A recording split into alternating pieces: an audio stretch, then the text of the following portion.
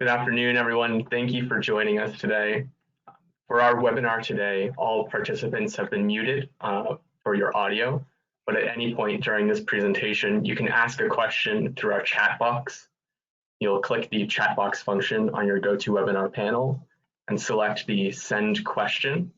Type in any question that you have, and we'll be addressing them at the end of the webinar. And now to kick us off, I'll turn it over to Julie Tier, the Chief Development and Public Affairs Officer for the Boys and Girls Clubs of America.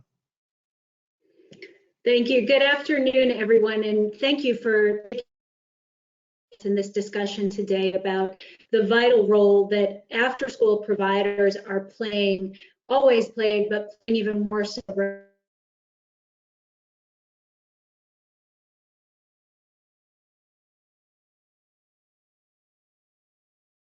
in supporting our youth during this unprecedented time. And before we get started, I first and foremost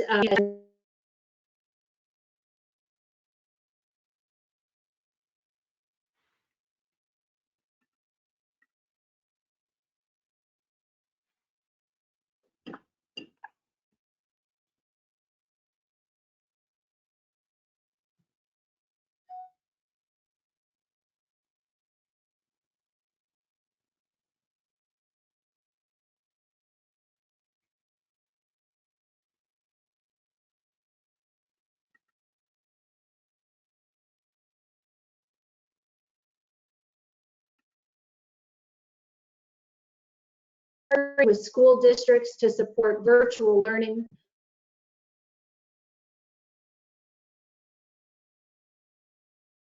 First and foremost, leading with the implementation of COVID-19 safety protocols and procedures in youth development settings to ensure all of our youth, families, communities remain safe.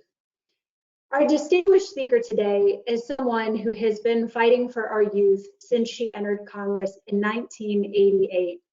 From her first term to her last, Representative Nita Lowey has always recognized the importance of prioritizing education for America's most vulnerable.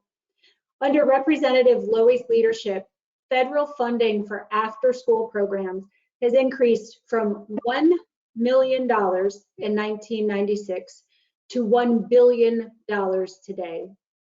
As tribute to her passion for ensuring youth have a safe place to go after school and continue their education, the House Appropriations Committee appropriately changed the name of 21st Century Community Learning Centers grants to Nita A. Lowey 21st Century Community Learning Center grants.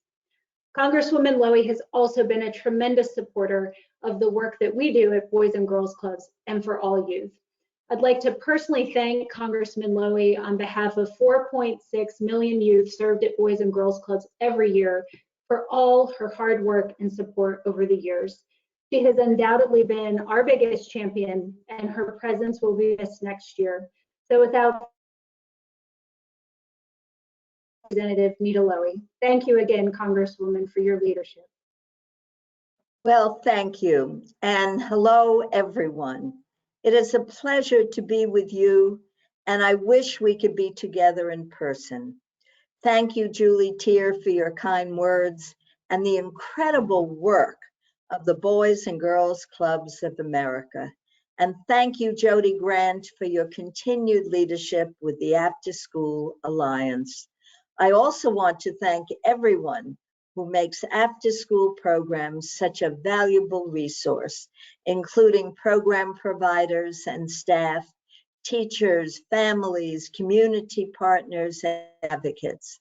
I have been very proud to champion after-school programs, including helping to establish the first ever federal funding source for after-school programs years ago, and fighting to secure funding through the Appropriations Committee, and now as the chairwoman. It's no secret that what children do out of school can have as great an impact as what they do in school. That understanding has taken on a whole new meaning in the face of COVID-19. Our after-school providers have risen to the moment bringing meals to families, remaining open in some cases for children of essential workers, and transitioning in virtual programming seemingly overnight. It is devastating that we have surpassed 200,000 deaths in America due to COVID-19. So many of our children are grieving the loss of their parents, grandparents, and other beloved members of their communities. The weight of this year hangs heavy on us all, and I thank you from the bottom of my heart for being a source of support to our children experiencing loss, and for being the community heroes we need to help ensure our youth, families, and communities are healthy and safe. There's still time left in my last term of Congress, and I will keep fighting to support your efforts to provide after-school programs that so many children and families rely on. Thank you. Well, thank you so. Thank you so much, Congresswoman Lowy. You have been a tremendous advocate for after-school programs, and thanks to your work, almost 2 million kids every year benefit from the Nita M. Lowy 21st Century Community Learning Centers. So it's extraordinary. We are going to miss you desperately, but we promise to continue the fight to grow this program so that one day every kid that needs it is going to have access to a fabulous 21st century program right in their neighborhood. So thank you so much. It has been an honor to work with you. And thank you. I am so honored to work with all of you. So I'm Jody Grant, the Executive Director of the Afterschool Alliance, and I am thrilled to be here to facilitate this powerful panel we have today to talk about why after-school programs are even more important now during COVID, when so many of our schools are not in session or on a staggered schedule. From the start of this pandemic, after-school programs quickly adapted, putting kids front and center to figure out what our kids needed. And as I said, the reality is, when people are saying, well, why do you need after school if kids aren't in school? We need it more than ever, often all day long, to make sure our kids are spending their time engaged and active when they're not in a classroom, whether it's physically or virtually. We're thrilled at the Afterschool Alliance to be hosting this with the Boys and Girls Clubs of America, with the House Afterschool Caucus, which is co-chaired by none other than Congresswoman and Chairman Nita Lowy and Congressman Dong Young. And I want to thank all of our out-of-school time partners who are listed on this chart here for co-hosting this event with us today and for all that they are doing. And you're going to hear about it because it is just tremendous. With the new school year underway in many different shapes and forms, we wanted to share with you a little bit about where the program was and where it is now. Prior to COVID, we were serving about 1.7 million kids every single day in after-school programs. Over 10,000 of those programs were school-based. This is very relevant right now because many programs cannot get into schools if they're closed. And programs on average were open almost 5 days a week, 15 hours per week, 32 weeks of the year. So that included summer programming as well. Next slide, please. So the benefits of after school are absolutely clear. We have mounds and mounds of research that show that kids that are in after school programs are more likely to succeed academically and professionally, and with all of those non-academic social emotional skills. So we are really thrilled that the data, and we have longitudinal data now too, shows what we have seen in person, which is the real impact and transformation after school programs can have on kids. Next slide. So when COVID struck, as I mentioned, programs across the country jumped through hoops, putting kids front and center to figure out what they needed. And what we saw was tremendous. So programs immediately began serving the children of essential workers. So about 18% of after-school programs switched to become all-day programs serving essential workers. And then the vast majority of the other programs continue to provide virtual help, grab-and-go meals, delivering lesson plans to students, and often most important of all, checking in on students. And some of that was by phone, some of that was virtual when that was possible, and some of it was literally showing up on doorsteps to help out students and families with their most pressing needs during COVID. You're going to hear today some of the extraordinary things that programs are doing now that the school year has begun. And really, we're hoping to showcase an example of what's possible all across the country, with safety being the #1 priority as we do operate programs both in person and virtually. Also want to let you know, a little plug, next slide please, that we are releasing a survey tomorrow. And so we'll be having a press conference where we've literally been surveying the field to find out exactly what's going on during COVID, and we'll be happy to share all of that information with all of you. So I want to get right to the experts. So right now, we're going to hear about partnerships between our schools and our community-based providers, which is really essential right now as after-school programs, where they can, are partnering with school districts to provide the most comprehensive learning experience possible to our kids in the safest possible environments. So I'm excited to kick off our panel introducing Dr. Flint Fowler, president of the Boys and Girls Clubs of Greater St. Louis, which was formerly the Herbert Hoover Boys and Girls Clubs. He's been president since 1996. He's a native of St. Louis, and Dr. Fowler has a bachelor's degrees in psychology and Black studies, a master's degree in psychology, and a doctor of philosophy degree in education. So really impressive. And equally impressive, he's going to be joined with Dr. Crystal Gale, the network superintendent at the St. Louis Public Schools. Dr. Gale's role involves providing ongoing oversight and support to ensure the use of performance measures to increase effectiveness, developing and implementing plans to create shared accountability for improved performance, and analyzing systems for success. She's the proud product of the St. Louis Public Schools and has worked in the district for 14 years. Her personal philosophy hinges on creating opportunities for children to be successful through exposure and new experiences, kind of the heart of what we do in after school, so that all students know what possibilities await them. So with that, I will happily turn it over to Dr. Fowler and Dr. Gale. Thank you, Jody. We certainly appreciate it. And we want to thank our partners at the Afterschool Alliance for coming together with us today to demonstrate the power of after school and how the millions of youth clubs and out-of-school time providers collectively serve throughout our nation are better equipped for a successful future because of their out-of-school time program. We also want to thank our after-school champion, Chairwoman Nita M. Lowy, who has honorably served her district in New York since 1989 and whose name the 21st Century Community Learning Centers program will now be dedicated to because of her years of longstanding commitment to youth issues.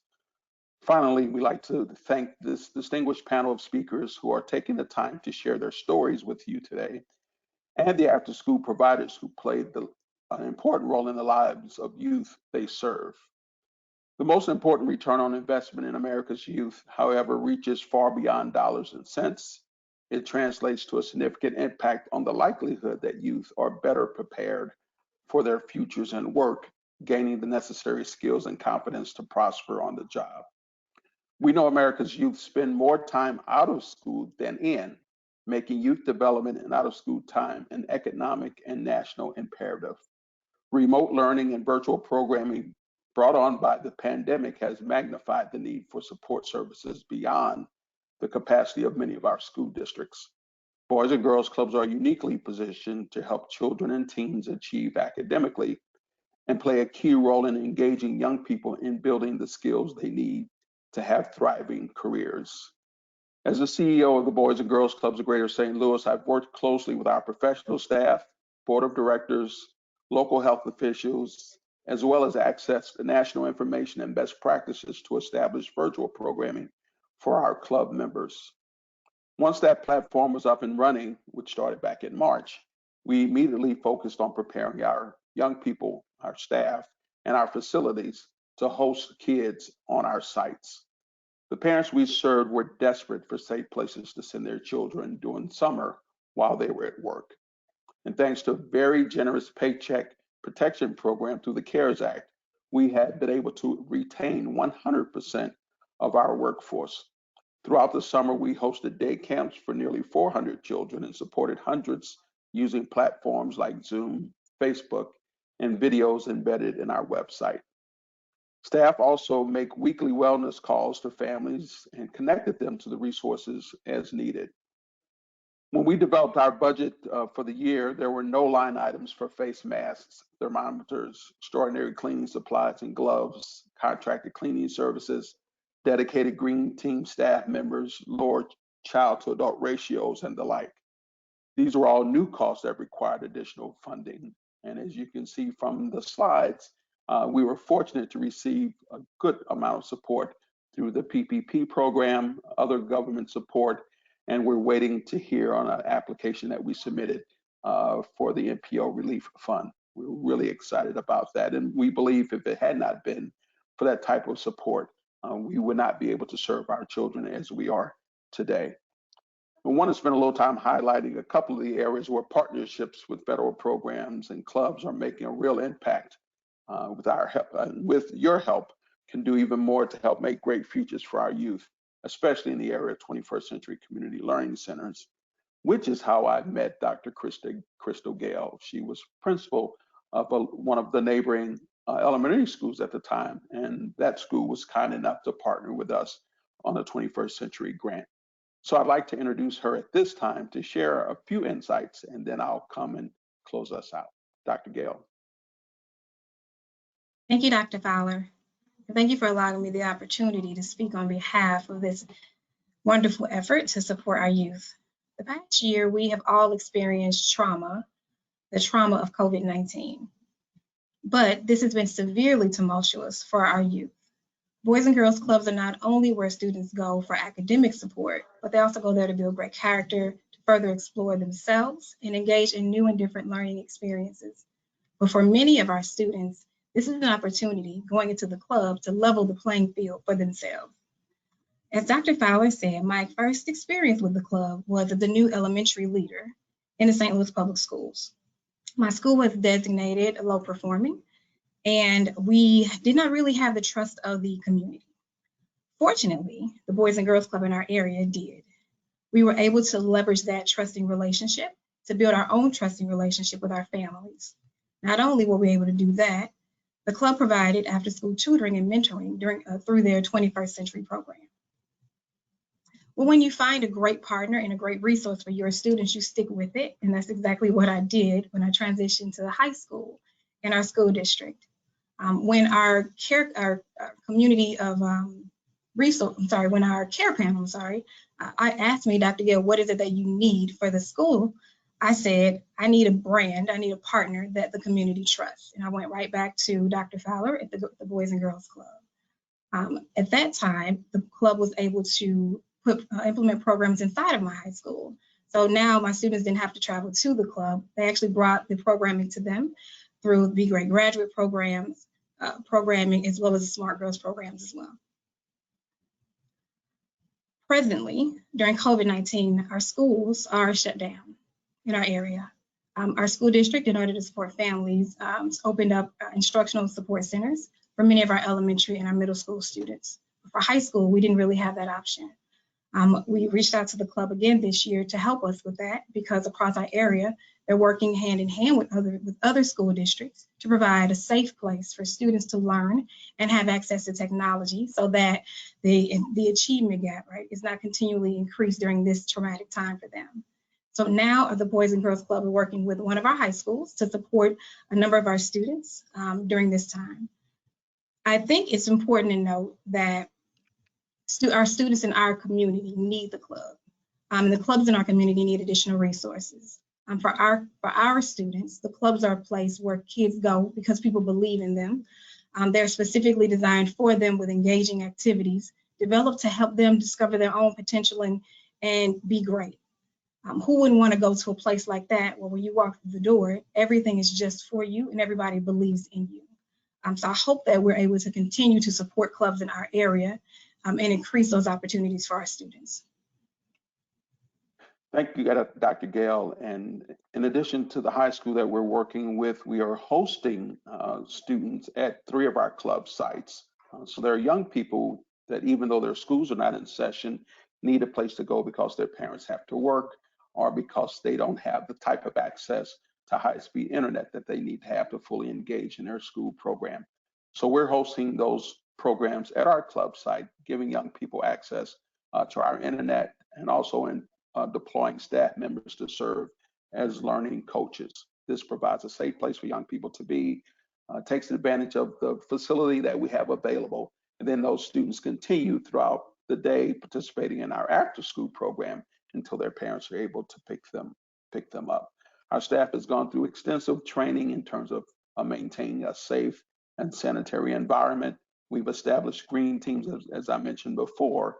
And on that very first slide, you saw the cover of what we call our Safe Club playbook, which outlined every step that a staff member needs to do in order to maintain the safe environment. And if we can go to that last slide, I'd like to end my presentation pointing out the huge need that exists, not only for Boys and Girls Clubs around the country, but for all youth-serving nonprofits, and ask you to support an increase in the nonprofit sector, the Work Now Act, as well as increased funding for the 21st Century Community Learning Centers for fiscal year 2021 to $1.35 billion. What you are looking at now is the Teen Center of Excellence that opened last year. It was part of our response to the upheaval that took place in Ferguson following the death of Michael Brown. The Teen Center focuses on some very key important activities for teens, particularly in the area of workforce development, which we think is essential to their long-term success. And the picture next to that is a group of young people who came out to learn about our St. Louis internship program. It's a very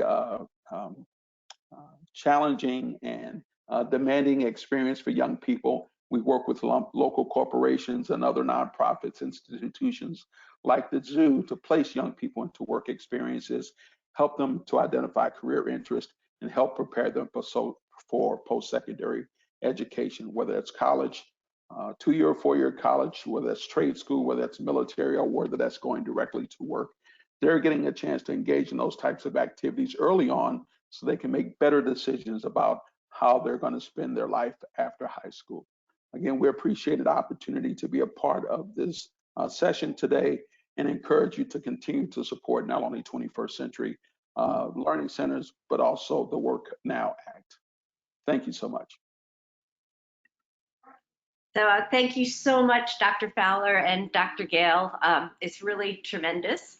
And one thing I wanted to flag and highlight was that, you saw Dr. Fowler talking about how the Boys and Girls Clubs has managed to operate during COVID. And so I want to thank all of you for the resources that Congress has put in to COVID. The after-school community to date has been able to tap about $450 million in childcare funds and governor's funds to be running summer programs and after-school programs. But I also, and I will make this plug again later, we're going to need to do more. I think that kids have been, many of them, isolated socially for more than 6 months.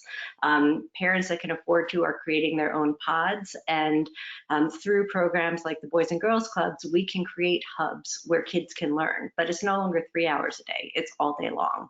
So we're talking about more time, we're talking about part-time staff now becoming full-time staff and needing more staff.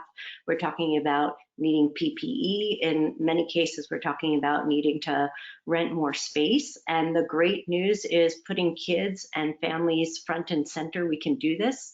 And it's good not just for kids, it's absolutely essential for working parents and the economy. So I wanted to, thank you all and let you see what's possible. And speaking of what's possible, one of the big questions we get is, how can after-school programs operate when it's not safe for schools to operate? And that that is why it is my pleasure to introduce an expert on what needs to be done to keep COVID at the door. David Shore, a senior scientist and environmental health and senior scientist at Environmental Health and Engineering Incorporated. David has a strong background in the healthcare environment, and most recently, he was instrumental in authoring a tremendous guidebook, which we've made available to all of you for the American Camp Association, which was given to the public, but used by camps this summer to be able to operate as safely as possible during the pandemic. In addition to these extensive guidelines, he's advised many boarding schools and other institutions about safety during COVID, and I am thrilled to have him here to share his expertise with all of you. David, all yours. Thank you, Jody. And thank you, the Afterschool Alliance, for hosting this session, and Congresswoman Lowry for your participation, your passion, and your continued support of the after-school programs. We have been very much involved in COVID-19 pandemic readiness in the after-school and out-of-school market. The closure of the public and private schools during the lockdown has certainly had a substantial impact not only on the learning, but also the well-being of our youth and our young adults. We have been fortunate to be able to partner with both the American Camp Association and YMCAs of USA to develop guidance for the safe and healthy operation of summer camps, and that has evolved into safe and healthy operation of childcare, public schools, boarding schools, colleges and universities, and other types of congregate settings. Next slide, please. Thank you. I have a brief presentation which describes the strategies that have been implemented to address the pandemic conditions at this time before the development of vaccines and medications and therapies. We'll go over the ACA and the YMCA Summer Camp Readiness Project and also share with you our lessons learned. And then lastly, what application of these lessons learned provides guidance for both the school, the after school, and the out of school marketplace. Next slide. In the course of responding to the pandemic, there are various tools that are available to us in addressing these conditions. We have vaccines, herd immunity, medicines and therapies, medical testing, and what are then termed non-pharmaceutical interventions. Next slide. At this time, we do not have vaccines, we do not have herd immunity, and medicines and therapies are fast developing in order to address the pandemic. But what we do have is medical testing and these non-pharmaceutical interventions. Next slide. The non-pharmaceutical interventions is a strategy that was put forth in 2007 and again in 2017 by CDC for disease, injury, and exposure control to either environmental, occupational, or infectious hazards. These recommendations include actions that individuals and communities can take to help slow the spread of respiratory viruses, seasonal, pandemic flu included. And such actions include personal protective measures, such as staying at home when ill, covering coughs and sneezes, and washing hands often, as well as community-wide measures, such as coordinated closures and dismissal of childcare facilities and schools. When a new flu virus or pandemic potential emerges, these NPIs, used in conjunction with available pharmaceuticals when they're developed, can help slow the transmission in communities, especially when a vaccine is not widely available. The non-NPIs include these various classes of controls: elimination, substitution, physical and engineering controls, administrative controls, and lastly, PPE. This layered approach of controls works to prevent infections as well as limiting spread in our communities. Next slide. The NPIs are broken down into these various categories, and you can see the items underneath each category provide examples. So for example, under elimination, school programs, after-school programs, congregate settings, many programs were canceled. Ill persons are advised to stay home and not to come to school and not to come to work. We have substituted our virtual learning environment for our in-person learning environment, bringing our own equipment, pencils, paper to school, as opposed to waiting and sharing that equipment in school. Physical and engineering controls are extensive. Medical tests for screening active infections, daily symptom attestations, face coverings and masks, surface cleaning and disinfection.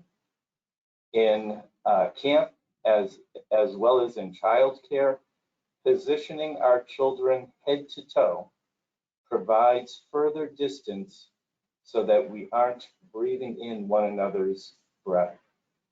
Isolation and quarantine are all examples of physical and engineering controls. And then administrative controls, reducing occupancy, using small groups in cohorts.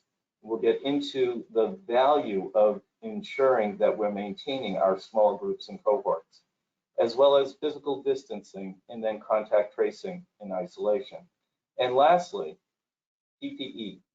And PPE is the smallest circle because it has the greatest impact only for an individual, not necessarily for an entire school, an entire camp, or even a classroom.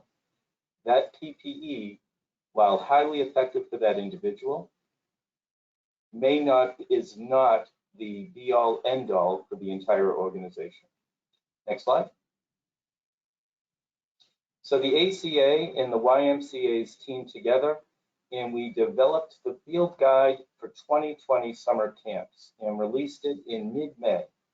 This was providing camp operators and as well as out-of-school operators with guidance on how to participate this summer in serving our youth and our children. It provided operational advice as well as training.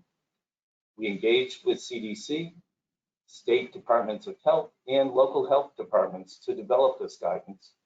And we participated in outreach to public health departments, camps, both municipal as well as private camps, via town halls, webinars, and conference calls, and continued and are continuing this support of pandemic surveillance as we move into 2020, in the fall of 2020, and also 2021. Next slide. The field guide is available in the resources section of the webinar. In addition, it's also available at the ACA website, aca.gov. It pulled in practices and recommendations from a number of different governmental agencies, including EPA, CPSC, and the Department of Health, NGOs, as well as medical, scientific, and professional associations. And this information was reviewed by an expert panel in pediatrics, infectious disease, camp nursing, and a number of specialties in public health. Next slide. We developed this guide, and it is very comprehensive, and provided our recommendations according to 3 different practices: good, better, and best. So for instance, on the screen, you can see our practices for life jackets and how best to clean the life jackets in between use, as well as best practice, which is to dedicate a life jacket to an individual camper or to a staff member during their stay or during their day in camp. Many recommendations have this three-tiered approach applied. Next slide. NPIs work. There are roughly 20% of overnight camps who participated in summer camp this year, and close to 60%, 50 to 60% of day camps operated this year. And based upon the anecdotal information and the media accounts that have been received and have been collected, our non-pharmaceutical interventions work. And we also have learned quite a bit and are learning quite a bit of this experience. Mitigation measures such as NPIs have to start before camp and before our after-school program. This truly is a partnership between the parents, the camp, or the after-school program, and the students. One has to ensure that this partnership is solid and there is communication moving back and forth between all parties. It starts before staff orientation and camp, and all staff must also recognize and be mindful that these NPIs, if not maintained, can put a camp or an after-school program at risk. Next slide. We've moved most of our programs from indoors to outdoors this year, so arts and crafts was moved outdoors. In addition, we've avoided high contact sports, favoring low contact activities. Staff management have to be mindful of the potential risks when they're in the community. And in addition, our food and dietary services have changed. We're avoiding self-serve buffet lines and also providing prepackaged bagged lunch and snacks. Next slide. Our activities, small group gatherings outdoors with masks and physical distancing is the must. Using this cohort strategy is essential. The reason why we are broken into smaller groups this year is not only because of physical distancing, but also in the event of a suspect or positive case, the smallest group possible, or the cohort that has been identified within this small group, can be quarantined and subsequently isolated. In the event that the entire community, be it the after-school program, the school, or the camp, is completely mixed, identification of those individuals who are at close contact becomes very challenging, if not impossible. Small groups are the order to be. Limiting droplet and aerosol generating activities based upon the information that's been provided by CDC and has been published recently. Singing, cheerleading needs to be discouraged. Those activities can result in aerosols and droplets being generated with subsequent infection. Lastly, staggering use of indoor venues like recreation and dining halls is essential rather than using full occupancy at this time. Next slide. These published papers are the essence of what's available right now on the summer experience, as have been published by CDC. It demonstrates that NPIs work.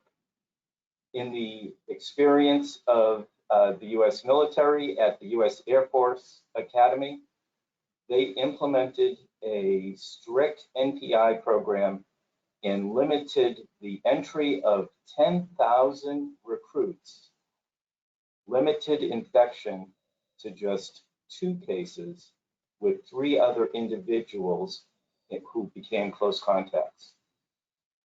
In Georgia, CDC conducted an investigation and determined that there was not strict adherence to the NPIs that were laid out within the state government's guidance. Singing, not using small groups, were key among the spread of COVID-19 amongst this group. And lastly, just published 3 weeks ago, Maine reports that in 4 camps, they successfully used the NPI program with an additional layer of medical testing to ensure that they could run those camps COVID-free and COVID managed. In the event of a suspect or positive case, protocols were in place to ensure that we were limiting the spread of COVID-19 within camp. Data is fast coming in. We are working closely with CDC as well as ACA, the American Camp Association, on collecting data, further data from the camp experience, and applying it to the after-school program. And lastly, next slide. These lessons learned are important for schools and after-schools program. Promoting a culture of safety, using the small group and cohort plan, advanced planning for COVID-19 cases in schools and drilling when that happens, anticipating the need for mental health support and resources, coordinating early and often with the local health department, and lastly, maintaining diligence in NPIs. We need to support our staff for the long haul. We anticipate that there will be a vaccine coming out and being distributed widely in 2021. So we're in this for the long haul. At this point, Jody, thank you very much for allowing me to present, and I'll turn it back over to you. Thank you so much, David. And I want to let everyone know that we will have time for questions at the end of the presentation. So please do think of those questions. One thing I did want to flag, and David can address this in our question center later too, is that one of the things we're hearing anecdotally from the after-school programs that have been operating is that overall kids are healthier. So we're seeing a much lower incidence of any kind of illness because of the NPIs being followed very strictly, which is obviously good news. It's now my pleasure to turn it over to our last speaker and really highlight, we're talking about kids, and kids are so important, but kids and what we do in after school is also absolutely essential to our economy prior to COVID and to where we are now and how we get restarted. So I want to introduce Casey Cortese, the Managing Director of Schwab Community Services and the Charles Schwab Foundation. She's going to talk about the partnerships between the after-school community and the business community. As Managing Director of Schwab Community Services and Charles Schwab Foundation, Ms. Cortese champions the firm's national philanthropic and community efforts, overseeing the strategic execution of the foundation's mission and programming. She's also currently the Vice Chair of the Board of America Succeeds, a national nonprofit that is the nation's leading force for mobilizing the business sector to improve our schools. She also serves on the Board of Directors of Jumpstart Coalition for Personal Financial Literacy. Casey, all yours. Thank you so much, Jody. Good afternoon, everyone, and I am truly thrilled to be here with you this afternoon and greatly appreciate you taking your time out of your busy days to join us in this important conversation. And I also want to echo the sentiments of my fellow panelists and express our thanks to Congresswoman Lowy for her tireless work on this truly important and vital issue. The Charles Schwab Foundation has really been privileged to partner with Boys and Girls Clubs of America over the past 17 years on delivering essential programming to club youth, specifically in developing critical life and workforce skills centered around financial literacy. And together we've been able to design a best-in-class experiential learning program called Money Matters, Make It Count that has provided more than 1 million club youth with a greater understanding of key financial concepts while equipping them with the right positive financial skills and aptitudes early in their lives that will really help them throughout their lifetime as they pursue their goals and their dreams. And over the course of nearly 2 decades, we have been able to witness how Boys and Girls Clubs has continually responded and adapted to the ever-changing needs of their club youth.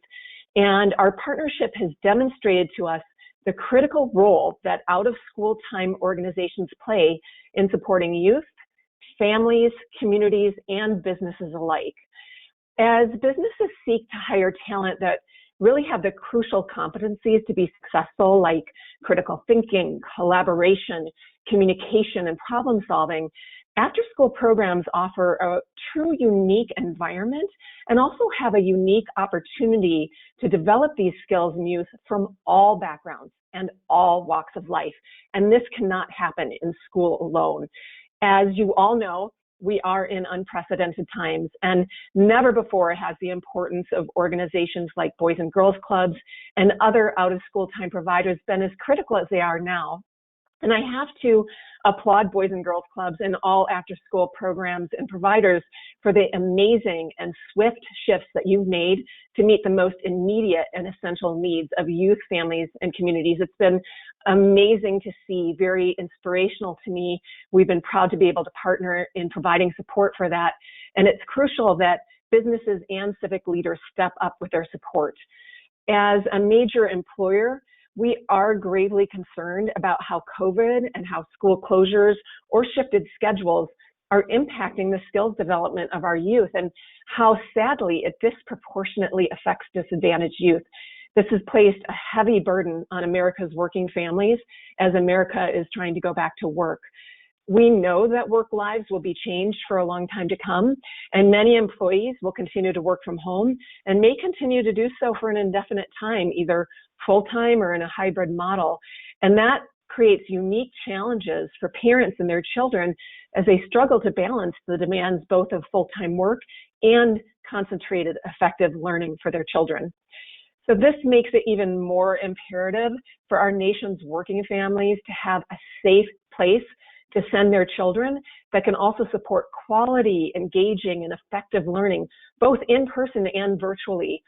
And as our parents are playing newer roles as educator in the home, they're desperate for respected institutions with whom they can truly entrust their children's care, safety, and education.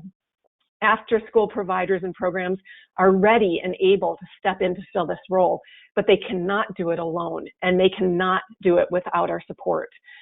Boys and Girls Clubs and truly all out-of-school time programs have a very immediate opportunity during these uncertain and really ever-evolving times to step up to the plate to assist working families and our youth with whole child supports, including providing full-day programming for school-age youth whose school districts have been either unable to reopen for in-person learning or only able to offer part-time or staggered schedules.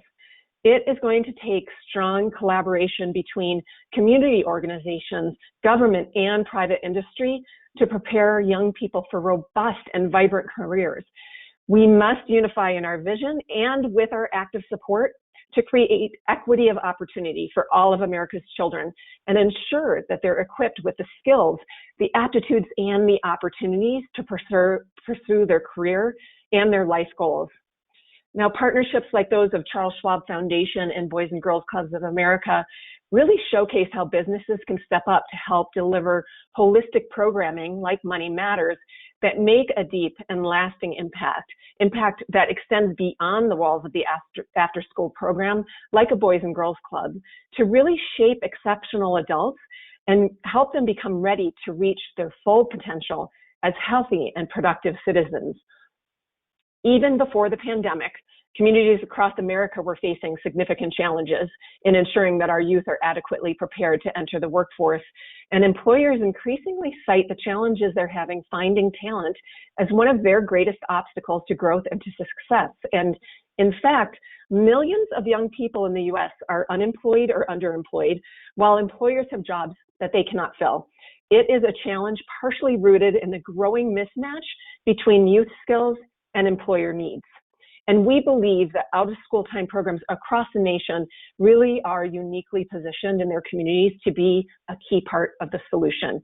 Filling the skills gap for youth is crucial as our country recovers from this health and economic crisis. And as we seek to normalize, however long that may take, youth and their families will continue to struggle to try and catch up on lost skills development as they're trying to really best prepare to enter what's an increasingly complex competitive job market.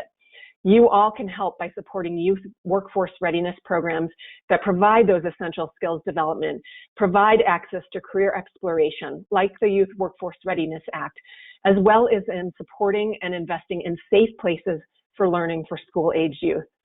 Together, we can empower young people with a path towards a greater future. I thank you for your time. Now back to you, Jody. No, thank you so much, Casey, and thank you to all of our panelists.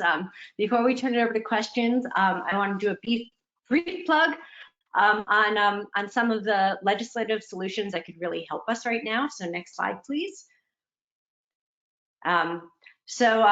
As we mentioned, 21st Century Learning Centers are instrumental, and I want to thank those of you in the House for passing bipartisan legislation to make it clear that 21st Century funds can be used to supplement the virtual school day. So as you've heard, we have tutors and scholars in with kids that are doing virtual learning to enhance what they're learning and give them a place to provide enrichment as well as that virtual classroom.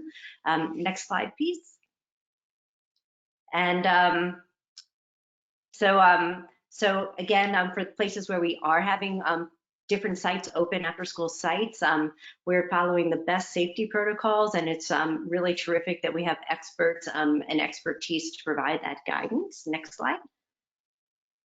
And so this is the one I want to leave you with, which is that as you think about what we're doing in COVID, a one-time increase in 21st Century would be huge. So as you're thinking about next year's appropriation, obviously an increase would be very nice so we can serve more kids. For every kid that's in a program, we know 2 more want to be in programs. But right now, as you heard, in order to serve kids the way we're serving them all day long, programs are doing this at great expense. They need more staff, they need more time, they need more training, they need more PPE, and often they need more space.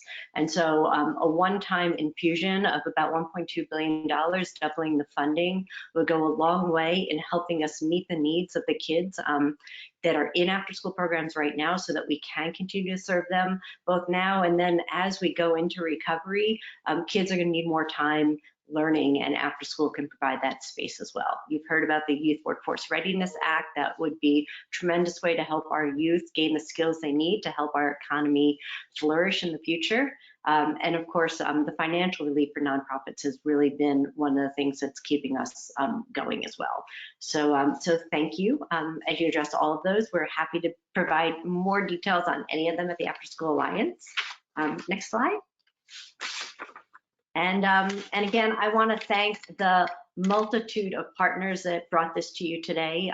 We are effective because it's such a tremendous team, and every single one of these programs is doing extraordinary things to make the impact of COVID as minimal as possible, and in some cases to create opportunities for our kids because of it. And with that, I absolutely want to turn it over to your questions. We have a tiny bit of time left.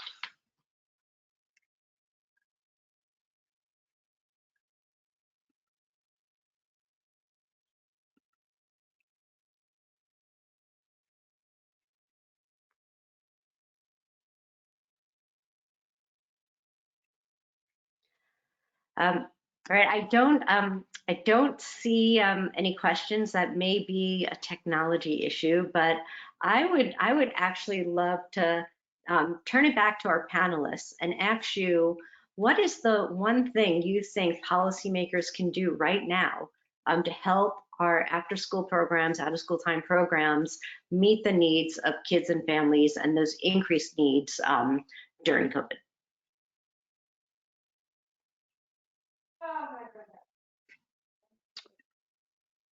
This is Flint Fowler. I think the funding is certainly key to achieving the goals that we're seeking. It's important that young people continue to have access to structured activities, particularly during the non-school hour.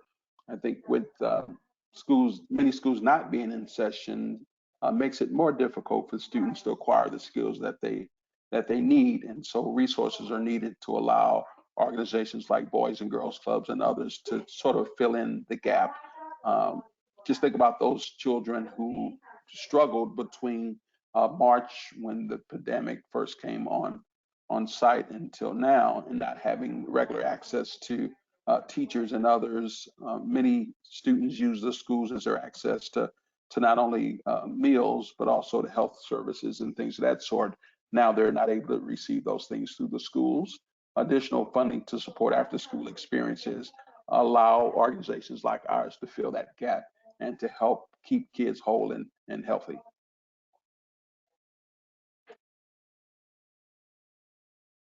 And Jody, I would just jump in from the business perspective.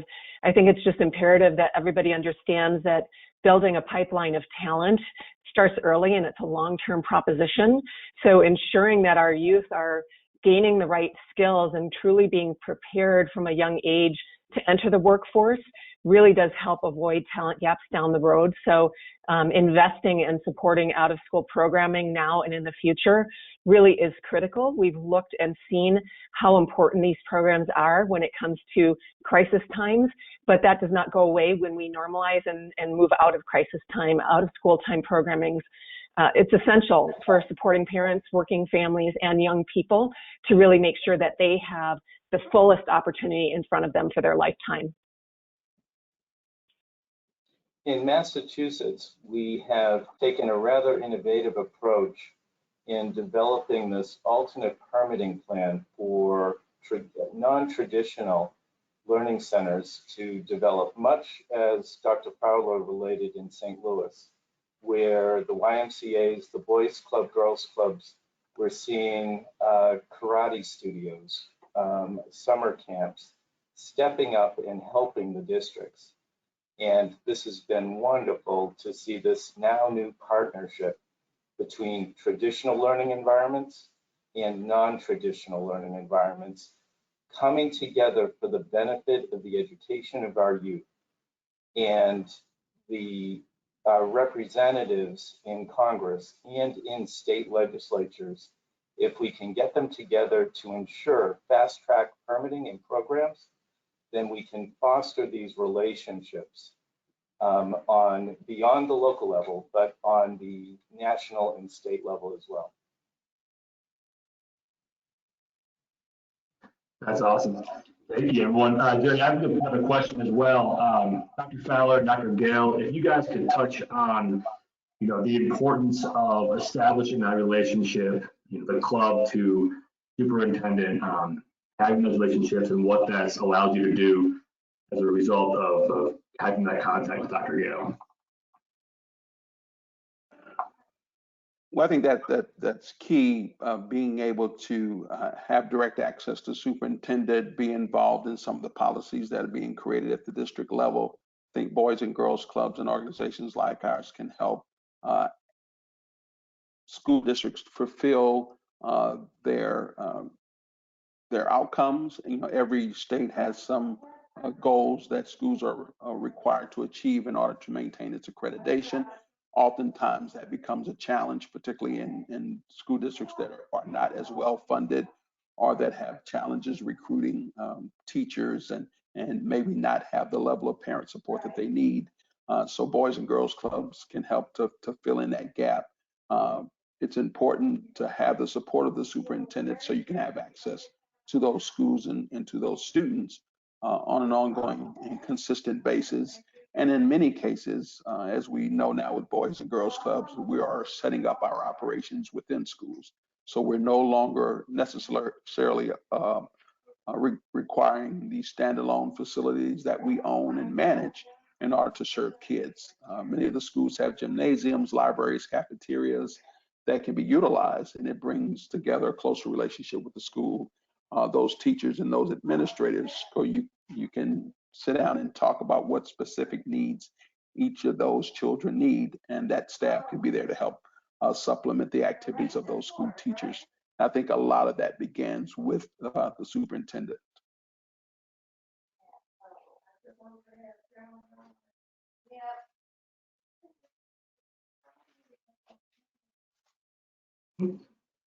Jody, I think you're on mute. All right, sorry. Dr. Gale, did you want to add something quickly before I wrap up? The only thing that I would add to what Dr. Fowler said is, again, just want to reiterate the issue around that resources gap. So, the partnership really allows us the opportunity to fill in any kind of gaps around services that students need, whether they're in-house or different additional programming or leadership training, right, or character building activities and, things like that, especially during COVID, but even before. And so that, having that direct link ensures that kids get as many wraparound services as they need. And it also ensures that they are supported during school as well as after school. Thank you. So it's a great way to end. I want to thank all of our extraordinary panelists. We could have been on for hours. I want to thank all of you for taking the time to listen and learn about what a difference after-school programs are making all day long now. I want to thank all of our many partners that you see on the screen for all of their work in really trying to serve the needs of our kids and our families and our communities during this crisis. And I want to wish you all well. So be well, be safe, and we look forward to following up with any additional questions that you have. Just reach out to any of us. Thank you.